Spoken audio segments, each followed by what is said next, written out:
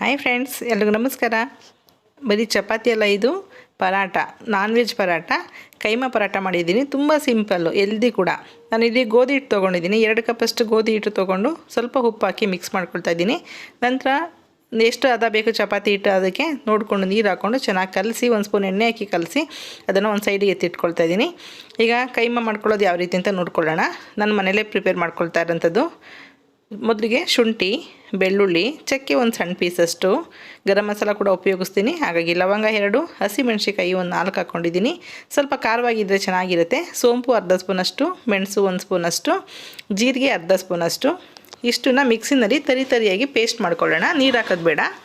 ಈ ರೀತಿ ತರಿ ಪೇಸ್ಟ್ ಆದ ನಂತರ ಇದಕ್ಕೆ ಸೊಪ್ಪುಗಳು ಹಾಕ್ಕೊಂಡು ಮತ್ತೆ ಪೇಸ್ಟ್ ಮಾಡೋಣ. ನೀರು ಹಾಕೋ ಅವಶ್ಯಕತೆ ಇಲ್ಲ. ಪುದೀನ ಸೊಪ್ಪು, ಕೊತ್ತಂಬರಿ ಸೊಪ್ಪು, ಹಾಗೆ 1 ಕಡ್ಡಿಯಷ್ಟು ಕರಿಬೇವಿನ ಸೊಪ್ಪು ಹಾಕ್ಕೊಳ್ತಾ ಇದ್ದೀನಿ. ತುಂಬ ಫ್ಲೇವರ್ ಚೆನ್ನಾಗಿರುತ್ತೆ. ಕಟ್ ಮಾಡಿ ಕೂಡ ಹಾಕ್ಕೊಳ್ಬೋದು. ಈ ಥರ ನೀವು ಪೇಸ್ಟ್ ಮಾಡಿ ಕೂಡ ಹಾಕ್ಕೊಳ್ಬಹುದು. ಇದನ್ನೆಲ್ಲ ಪೇಸ್ಟ್ ಮಾಡಿದ ನಂತರ ಎಲ್ಲ ಮಿಕ್ಸ್ ಮಾಡಿಕೊಂಡು ಅದಕ್ಕೆ ನಾನು ಚಿಕನ್ ಬೋನ್ಲೆಸ್ ಪೀಸ್, ಇದು ಬೋನ್ಲೆಸ್ ಚಿಕನ್ ಎಲ್ಲ ಹಾಕ್ಕೊಂಡು ಸ್ವಲ್ಪ ಪೇಸ್ಟ್ ಮಾಡ್ಕೊಳ್ತಾ ಇದ್ದೀನಿ. ಇಲ್ಲೂ ಕೂಡ ಎಲ್ಲೂ ನೀರು ಹಾಕೋದು ಬೇಡ. ಬೋನ್ಲೆಸ್ ಆಗಿರೋದು ನಾನು ಇದನ್ನು ಸಣ್ಣದಾಗೇನು ಹೆಚ್ಚಿಲ್ಲ. ಮಿಕ್ಸಲ್ಲಿ ನೀಟಾಗಿ ಸಣ್ಣ ಪುಡಿ ಆಗುತ್ತೆ. ಹಾಗಾಗಿ ಇದನ್ನು 2ನೇ ಸಲ 2 ಬ್ಯಾಚ್ ಆಯಿತು. 2 ಬ್ಯಾಚು ಕೂಡ ಇದನ್ನು ಮಿಕ್ಸಿನಲ್ಲಿ ಪೇಸ್ಟ್ ಮಾಡ್ಕೊಂಡಿದ್ದೀನಿ. ಈಗ ಇದೆಲ್ಲ ಚೆನ್ನಾಗಿ ಮಿಕ್ಸ್ ಮಾಡ್ಕೋಬೇಕು. ಅದಕ್ಕೆ ಮೊದಲಿಗೆ ರುಚಿಗೆ ತಕ್ಕಷ್ಟು ಉಪ್ಪು ಹಾಕ್ಕೊಳ್ಳೋಣ. ನಾವು ಉಪ್ಪು ಎಲ್ಲೂ ಸೇರಿಸಿಲ್ಲ, ಉಪ್ಪು ಹಾಕ್ಕೋಬೇಕಾಗತ್ತೆ. ಹಾಗೆಯೇ ಸ್ವಲ್ಪ ಚಾಟ್ ಮಸಾಲ 1 ಸ್ಪೂನಷ್ಟು, ಹಳದಿ ಪುಡಿ ಅರ್ಧ ಸ್ಪೂನಷ್ಟು, ಗರಂ ಮಸಾಲ 1 ಸ್ಪೂನಷ್ಟು ಅಥವಾ 3/4 ಸ್ಪೂನ್ ಕೂಡ ಹಾಕ್ಕೊಳ್ಬಹುದು. ಹಾಗೆ ರೆಡ್ ಚಿಲ್ಲಿ ಪೌಡರು 1/4 ಸ್ಪೂನಷ್ಟು ಹಾಕ್ಕೊಳ್ತಾ ಇದ್ದೀನಿ. ಹಸಿಮೆಣ್ಸಿಕಾಯಿ, ಮೆಣಸನ್ನು ಕೂಡ ಬಳಸಿದ್ದೀವಿ.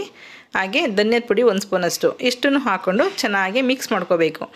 ಚೆನ್ನಾಗಿ ಮಿಕ್ಸ್ ಮಾಡಿದ್ರೆ ಫ್ಲೇವರ್ ತುಂಬಾ ಚೆನ್ನಾಗಿರುತ್ತೆ ಚಿಕನ್ದು. ಪೌಡ್ರುಗಳು ಸ್ವಲ್ಪ ಕ್ವಾಂಟಿಟಿ ಸಣ್ಣ ಸ್ಪೂನಲ್ಲಿ ಹಾಕಿರೋದು ನಾನು. ನಿಂಬೆಹಣ್ಣು ರಸ 1 ಹಣ್ಣಿಂದ ಹಾಕ್ಕೊಂಡಿದ್ದೀನಿ. ಇಲ್ಲ ಅಂದರೆ ಆಮ್ಚೂರು ಪುಡಿ ಇದ್ದರೆ ಅದನ್ನು ಕೂಡ ಹಾಕ್ಕೊಳ್ಬಹುದು. ನಾನಿಲ್ಲಿ ಟೊಮೊಟೊ ಏನೂ ಹಾಕ್ತಾಯಿಲ್ಲ, ಸ್ಟಫಿಂಗ್ ಮಾಡಬೇಕಲ್ಲ ಅದಕ್ಕೋಸ್ಕರ.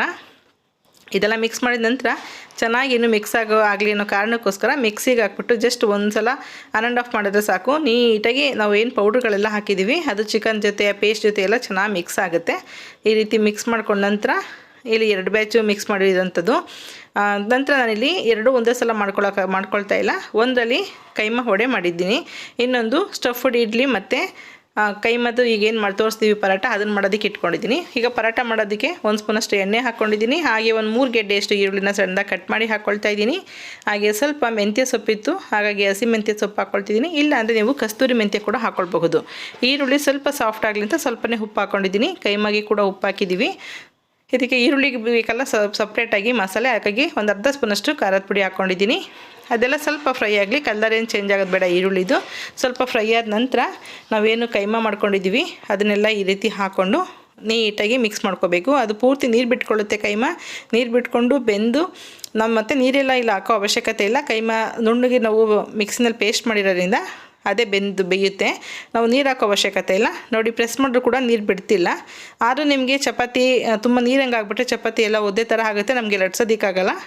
ಅದಕ್ಕೋಸ್ಕರ ನೀವು ಕೊನೆಯಲ್ಲಿ ಒಂದು ಸ್ಪೂನಷ್ಟು ಕಡಲೆ ಹಿಟ್ಟು ಹಾಕ್ಕೊಳ್ತಿದ್ದೀನಿ. 1 ಅಥವಾ 2 ಸ್ಪೂನಷ್ಟು ಕಡಲೆ ಹಿಟ್ಟು, ನಿಮ್ಮ ಕ್ವಾಂಟಿಟಿ ಎಷ್ಟಿದೆ ನೋಡ್ಕೊಂಡು ಕಡಲೆ ಹಿಟ್ಟು ಹಾಕ್ಕೊಳ್ಳಿ. ಕಡಲೆ ಹಿಟ್ಟು ಹಾಕೋದ್ರಿಂದ ಟೇಸ್ಟ್ ಕೂಡ ತುಂಬ ಚೆನ್ನಾಗಿರುತ್ತೆ, ಬೈಂಡಿಂಗ್ ಕೂಡ ತುಂಬ ಚೆನ್ನಾಗಾಗುತ್ತೆ. ನೀವು ಇದರಲ್ಲಿ ಸ್ಟಫ್ಡ್ ಇಡ್ಲಿ ಅಥವಾ ಪರಾಟ ಅಥವಾ ಬಾಲ್ಸ್ ಕೂಡ ಮಾಡ್ಕೊಳ್ಬಹುದು. ಕೈಮಾ ಉಂಡೆ ಮಾಡ್ಕೊಳ್ಬೋದು, ಕೈಮಾ ರೋಲ್ ಮಾಡ್ಬೋದು. ಇವಕ್ಕೆಲ್ಲದಕ್ಕೂ ಚೆನ್ನಾಗಿರುತ್ತೆ.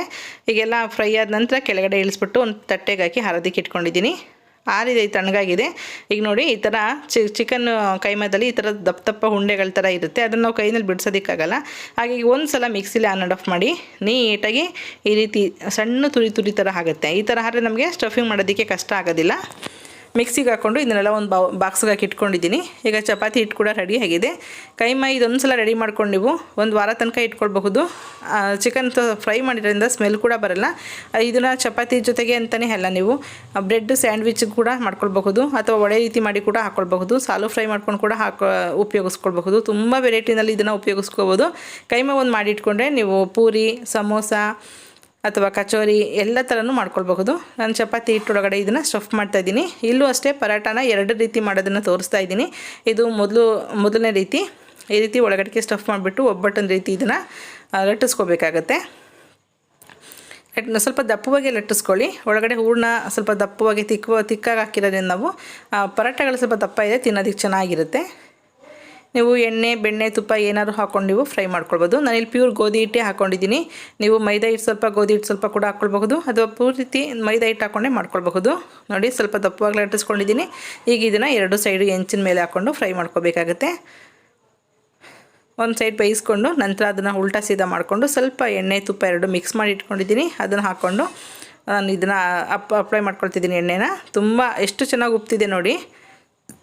ಸ್ವಲ್ಪ ಒಂದು ಸೈಡ್ ಬೆಂದ ನಂತರ ನೀವು ಎಣ್ಣೆ ಹಾಕಿದ್ರಿಂದ ತುಂಬ ಚೆನ್ನಾಗಿ ಉಬ್ಬುತ್ತೆ. ಹಸಿ ಇದ್ದಾಗಲೇ ಎಣ್ಣೆ ಹಾಕೋದು ಬೇಡ, ಸ್ವಲ್ಪ ಫ್ರೈ ಆದ ನಂತರ ಎಣ್ಣೆ ಹಾಕಿ ಈ ರೀತಿ ಒಳಗಡೆ ಪೂರ್ತಿ ಲೇಯರ್ ಥರ ಆಗಿರುತ್ತೆ. ನೋಡಿ ಎಷ್ಟು ಚೆನ್ನಾಗಿ ಉಬ್ಬಿ ಬರ್ತಾಯಿದೆ ಅಂತ.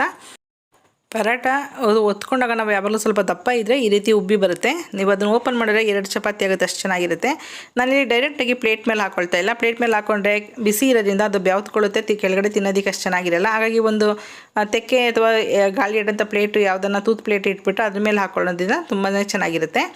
ಇದು 2ನೇ ಪರಾಟ ಮಾಡ್ತಾರಂಥದ್ದು. ಸೇಮ್ ಪರಾಟ ಈ ಟೇಸ್ಟ್ ತೊಗೋತೀವಿ ಅಷ್ಟೇ ತೊಗೊಂಡು ಅದರಲ್ಲಿ ಸಣ್ಣ ಸಣ್ಣದ 2 ಉಂಡೆ ಮಾಡ್ಕೊಂಡಿದ್ದೀನಿ. ಅದನ್ನು ತೆಳುವಾದಂಥ 2 ಚಪಾತಿ ಒತ್ಕೊಳ್ತಾ ಇದ್ದೀನಿ.